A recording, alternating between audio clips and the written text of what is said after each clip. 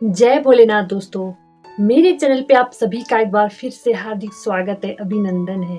आज हम जानने का प्रयास करेंगे कि कौन थी भगवान कृष्ण को सबसे ज्यादा प्रिय, राधा रानी या माँ रुक्मणी, और इन दोनों में से कौन थी माँ लक्ष्मी का अवतार।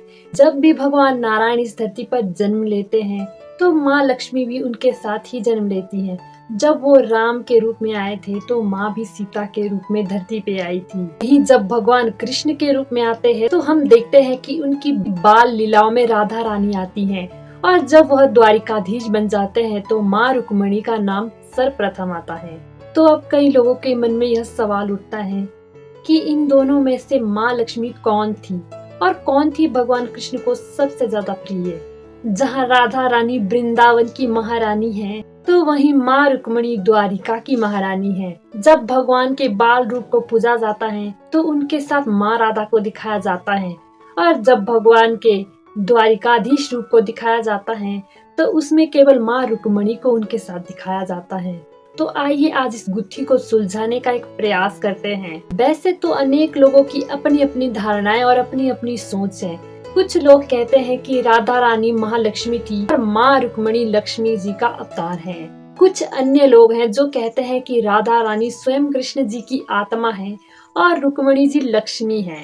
पर मेरे अनुसार राधा और रुक्मणी जी में कोई भेद है ही नहीं। दोनों एक ही परमेश्वर के दो स्वरूप है। भगवान दो नहीं बल्कि एक है। वो तो अपने भक्तों के लिए अलग अलग रूपों में दिखते हैं। कभी वो राम बनते हैं, कभी वो श्याम बनते हैं, तो कभी माँ बनते हैं। जब रास लीला हुई तो भगवान कृष्ण सभी गोपियों के साथ अलग अलग रूपों में आ गए थे। सबके अपने कृष्ण थे पर भगवान एक ही थे। पर गोपियों के लिए वो अलग अलग रूपों में आए थे क्योंकि सब गोपियों को अपने कृष्ण चाहिए थे। उसी प्रकार भगवान कृष्ण की 16,108 रानियां थी। 16,008 रानियों के साथ भी प्रभु 16,008 बन सकते थे। तो क्या माता दो रूपों में नहीं आ सकती हैं? आ सकती हैं, बिल्कुल आ सकती हैं। जब भगवान कृष्ण गोकुल के कहलाते हैं, वृंदावन के कहलाते हैं, तो भगवान के साथ माँ राधा आती हैं। पर जब वहीं भगवान द्वारिकाधीश कहलाते हैं तो माँ रुक्मणी कहलाती हैं। इन दोनों में ठीक उसी प्रकार कोई अंतर नहीं है जिस प्रकार कृष्ण और द्वारिकाधीश में कोई अंतर नहीं है। जो इन दोनों में अंतर करते हैं ना, वो सबसे बड़े बुद्धू है, क्योंकि भगवान ही कहते हैं और हमारे शास्त्रों में भी कहा गया है कि ईश्वर सिर्फ एक है, दो नहीं है। अगर वो कभी दो बनते भी हैं तो सिर्फ हम भक्तों के लिए, क्योंकि जैसे जिसका भाव होता है प्रभु के दर्शन उसको वैसे ही होते हैं।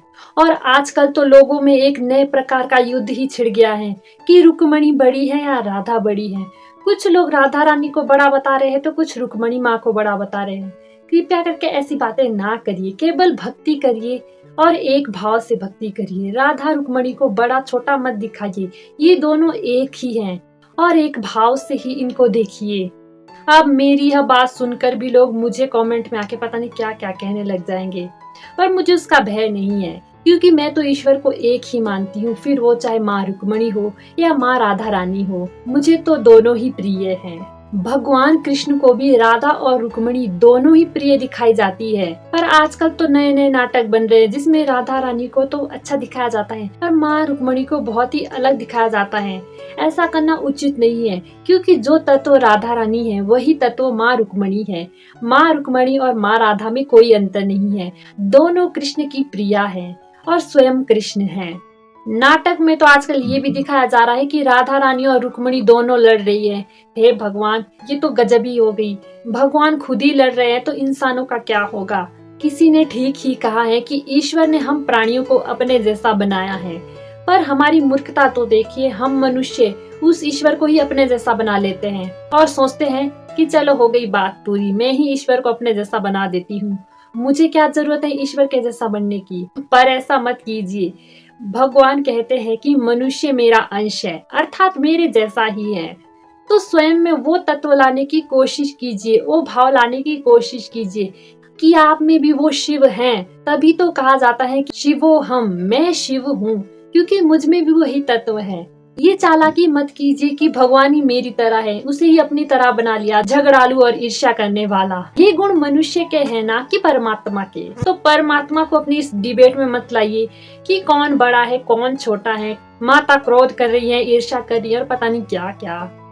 बल्कि वास्तविक गीता पढ़िए और उसका अर्थ समझिए, तब आप जानेंगे कि ईश्वर कौन है। और व्यर्थ की बातों का ना प्रचार कीजिए और ना खुद सुनिए।